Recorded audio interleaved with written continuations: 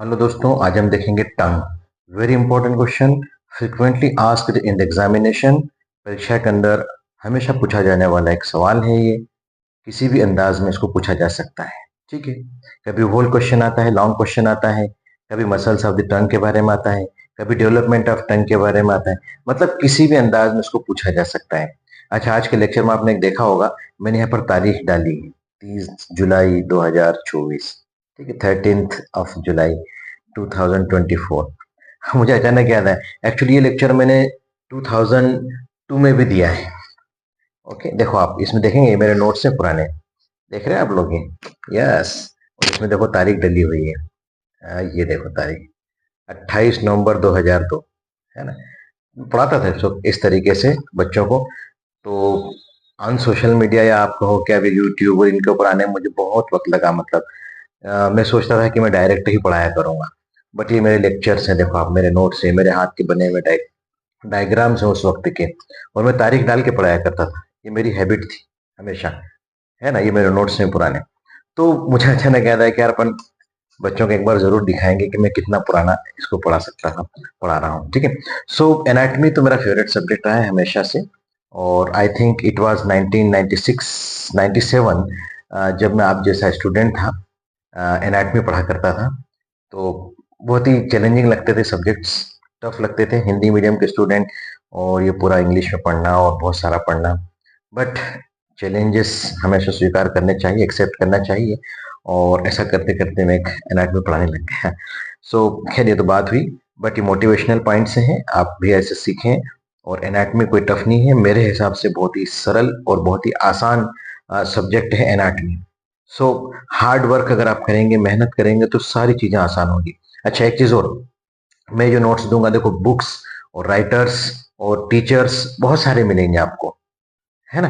But हमको exam में क्या लिखना है और कितना लिखना है वो इंपॉर्टेंट है, क्योंकि हमारे पास वक्त कम होता है। पूरी एनाटमी होती है ना। First paper, second paper, revise करना भी होता है। तो हमको ऐसे बेसिक्स क्लियर होना चाहिए कि हम एग्जाम के अंदर बहुत अच्छे से लिख सकें। थोड़ा सा 1-2 मिनट लूंगा मैं आज आपके, इसलिए कि रटना नहीं है।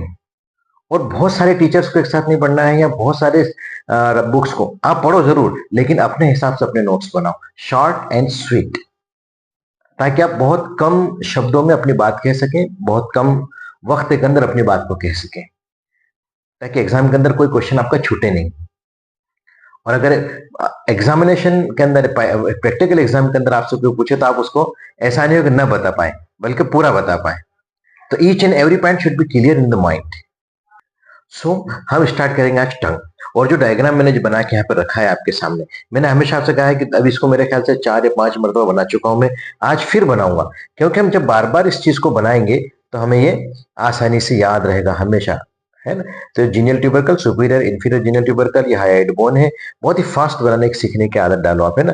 ये एक्सटर्नल अकॉस्टिक मैटर से स्टेरॉइड प्रोसेस है, मेस्टॉइड प्रोसेस है, खोपड़ी है अपनी। Is it clear? इसके अंदर फटाफट हमको टंग्स की मसल्स बनाना है, और इतनी आसानी से बनाना है कि बिल्कुल इसको यूं में बना दें, जैसे कि सुपीरियर जीनियल ट्यूबरकल से जीनियोग्लॉसस निकलती है, फेन शेप्ड होती है। ये बना दी सब जीनियोग्लॉसस, है ना। इसके बाद आपकी जीनियोहाइड मसल है यहाँ पर। Is it clear? यहाँ से आपकी माइलोहाइड मसल है, ये माइलोहाइड बना दिया आपने साहब। यहाँ पे फिर आपके हायोग्लॉसस, जो हम बना चुके हैं बारहा, इसको अक्सर बना चुके हैं, तो हायोग्लॉसस मसल हो जाएगी। तो देखो, ग्लॉसस मतलब टंग।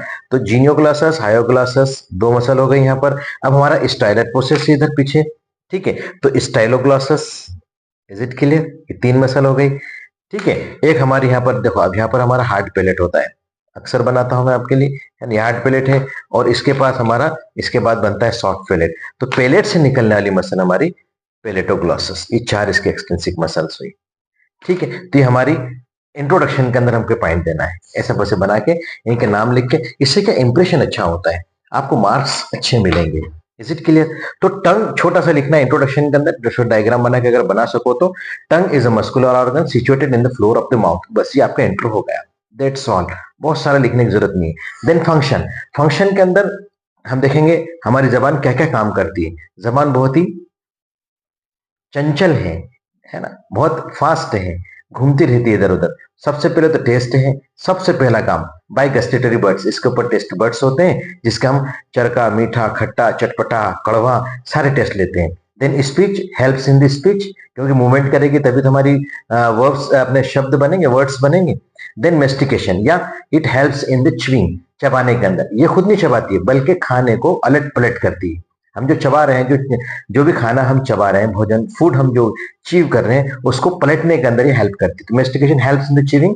देन लास्ट स्वेलोइंग, ये धका के हमको ये हमारे खाने को नीचे की तरफ फेंक देगी, तो डिग्लूटिशन के अंदर हेल्प करती है। तो चार काम, taste, speech, mastication and swallowing. Then external features, हमारे टंग के अंदर क्या क्या एक्सटर्नल फीचर्स होते हैं।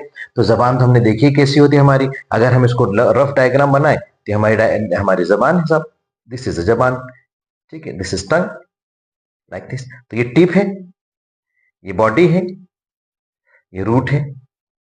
Is it clear? Tip, body, root, ठीक है। तो अब इसमें क्या है, टिप जो है हमारा जबान का अगला हिस्सा फ्री होता है, तो tip is a free end of tongue which lies behind the upper incisor teeth of the at rest. अगर हम मुंह को बंद रखेंगे तो अपर इंसिजर, जो ऊपर वाले इंसिजर टीथ है, उसके पीछे जस्ट ये पड़ी रहती है टिप, ठीक है, रेस्ट के अंदर। Body is confined the floor of mouth, पूरे मुंह के अंदर भरी पड़ी रहती है। While root is attached with mandible above, अगर हम रूट की बात करें तो रूट हमारे यहाँ पर मैंडिबल है, यहाँ से सी मैंडिबल निकला है, जस्ट अपन कट बनाते ना, दिस इज मैंडिबल, ठीक है, this one is a mandible. तो अब वो मैंडिबल से अटैच रहती है और बिलो हायोइड बोन से रहती है, क्योंकि हायोग्लॉसस आपको याद है, हायोग्लॉसस निकली थी अपनी, तो below hyoid bone. Is it clear? तो अटैच कैसे होती है, अबो मैंडिबल से होती है, हायोइड बोन से बिलो होती है। Then parts of the tongue की बात करें, अब हम पार्ट्स की बात करें तो हमारे टंग के अंदर कितने पार्ट होते हैं भाई, दो पार्ट होते हैं, ठीक है। For example this is tongue, तो ये डार्सम है, ये अपर सरफेस है, ठीक है। और इसके नीचे वाली, जब हम जबान को खोल के पलटा कर कांच के सामने देखते ना अपन, जबान को पलटा के, जबान को जब अपन सॉफ्ट पैलेट से हार्ड पैलेट से टच करते हैं यूं करके, तो वो जो दिखता है हमको, वो उसका वेंट्रल सरफेस या इंफीरियर एस्पेक्ट होता है। तो टंग हैज टू पार्ट्स, डार्सम या अपर एस्पेक्ट, वेंट्रल या इंफीरियर एस्पेक्ट। जब हम बोलते भाई जबान दिखाइए, मुंह खोलिए, जबान दिखाइए, तो जो हमको दिख रहा है वो डार्सम वाला पार्ट है, आसान शब्दों में, और जो उसके नीचे वाला पार्ट है वो वेंट्रल पार्ट है। तो डार्सम ऑफ टंग इज कॉन्वेक्स होता है ऑल डायरेक्शन, सभी डायरेक्शन के अंदर डार्सम ऑफ टंग कॉन्वेक्स होता है। And divided into anterior 2/3 and posterior 1/3। ये इसका एंटीरियर 2/3 है बेटा, एंड पोस्टीरियर 1/3, ये जबान के पार्ट, ये जबान है हमारी, ठीक है। तो एंटीरियर 2/3, पोस्टीरियर 1/3, ये नीचे वाला पोर्शन वेंट्रल सरफेस, ये ऊपर वाला डार्सल सरफेस है। Is it clear? है ना, आसान बिल्कुल। तो अब हम देखें तो जो एंटीरियर 2/3 और पोस्टीरियर 1/3 है, ये एक फेंट वी शेप्ड, ये हमने ऐसा देखा। अगर यूं देखें हम इस डायग्राम को, यहाँ देखो बना के मैंने पहले बताया था, जब आपको मैं टॉन्सिल पढ़ा रहा था तब बनाया था शायद, ये मैंने, है ना, ये देखो आप, दिखा आपको, या हम इसको यूं देखें, ये हमें हमारी टंग है, और आपको नया बना के बता देता हूं, ठीक है। ये अब जबान निकाली हमें, तो यहाँ पर फेंट वी शेप्ड होता है।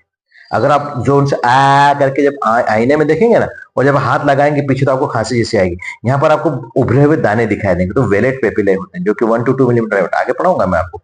तो ये फेंट वी शेप्ड सल्कस है, इसको हम सल्कस टर्मिनेलिस कहते हैं, this one is sulcus terminalis. Is it clear? तो वी शेप्ड ग्रू होता है, which is known as sulcus terminalis. इतना समझ में आया आपको? आगे बढ़ते हैं अपन। तो anterior 2/3 part is known as oral part, okay, while posterior 1/3 part is known as pharyngeal part, क्योंकि गले की तरफ चला जाता है, फेरिंग्स की तरफ चला जाता है। The two limbs of sulcus terminalis meet at the median pit known as foramen caecum, just यहां बनाया था मैंने आपको, देखो, तो दिस इज फोरामन सीकम, याद रखना। ये दो पॉइंट, यहाँ दो सल्कस टर्म, दो भुजाएं इसके आके मिल रही है मीडियन पिट के ऊपर, दिस इज फोरामन सीकम।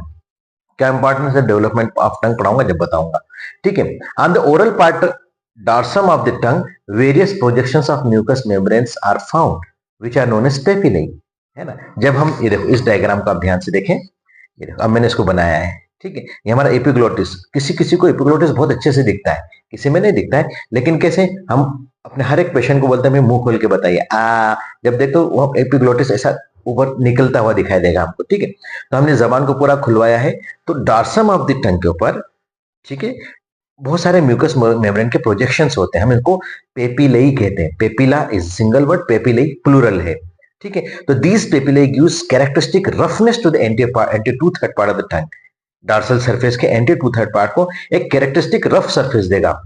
तो ये हेल्दी टंग की निशानी है। अगर the lymphoid follicles are the part of lingual tonsil while papillae are the part of taste of follicles.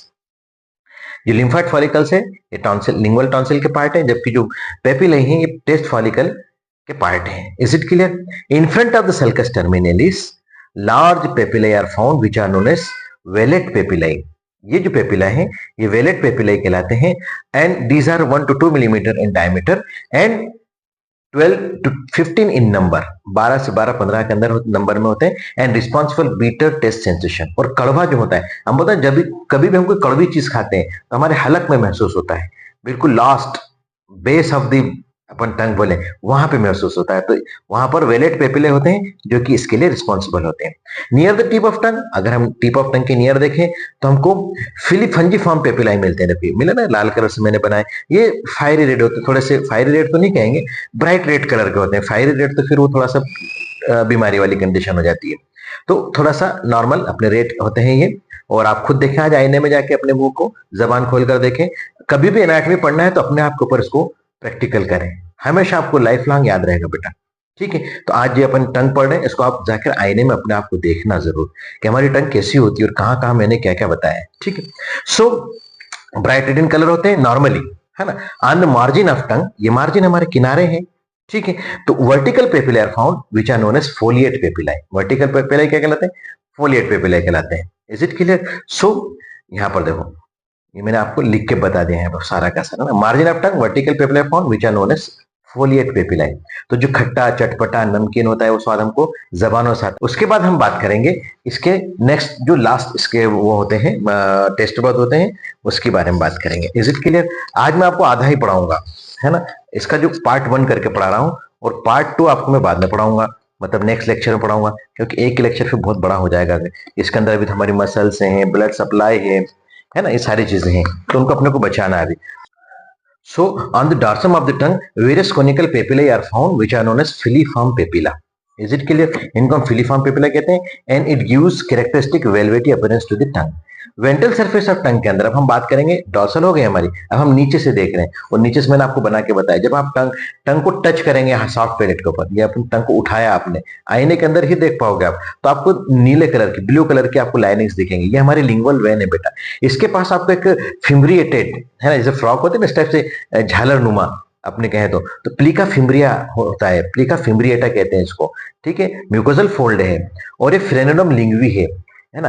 Tie, tongue tie कहते हैं, वो बताऊंगा आपको आगे में। अभी फिलहाल इतना याद रखो, फ्रेनोडम लिंग्वी जो हमारी जबान को पकड़ के रखता है, टाई का काम करता है। हमारी टाई हम गले में लगाते हैं ना, ऐसे टाई का काम करता है, तो फ्रेनोडम लिंग्वी कहते हैं। Is it clear? So ventral surface of the tongue is confined only to the anterior 2/3 part of the tongue, क्योंकि बाकी तो रूट बन जाएगी और नीचे चली जाएगी।